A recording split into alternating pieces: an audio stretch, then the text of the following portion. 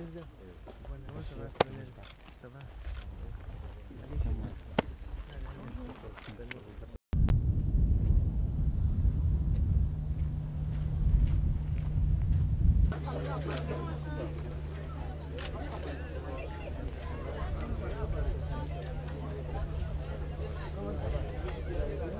Officier Air Ops du 22e Nijbat, et j'ai l'insigne honneur d'assurer le commentaire de cette cérémonie de remise de médailles aux éléments du 22e contingent nigérien de l'ONUCI.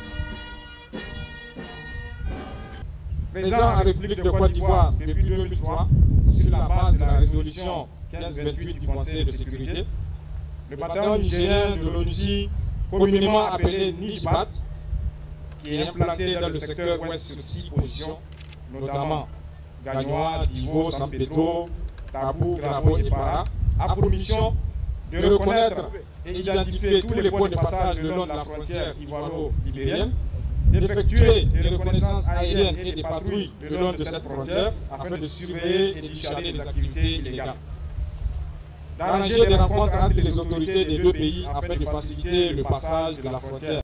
En tant que militaire aguerri, c'est plutôt dans la satisfaction du devoir accompli et des services bien rendus que vous trouverez votre plus grande récompense. Vous êtes ici parce que le peuple ivoirien a confiance en vous. Vous êtes ici parce que l'organisation qui vous emploie a confiance en vous. Et enfin, vous êtes ici parce que votre pays, le Niger, croit en vous.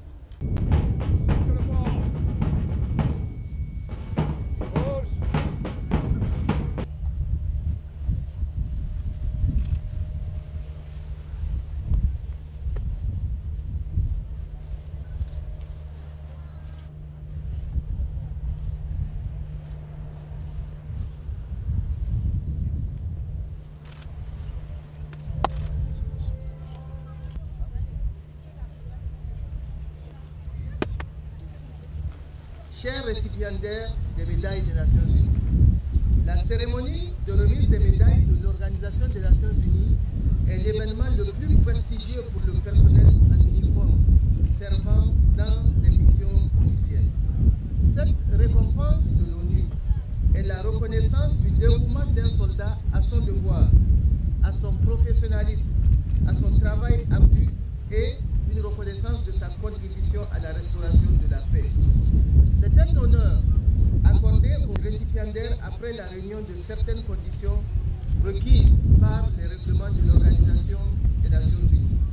Considérez donc à juste titre ce vendredi 4 mars 2016 comme jour de prestige et d'honneur et comme jour de joie, car la cérémonie qui nous réunit aujourd'hui traduit la reconnaissance de l'Organisation des Nations Unies.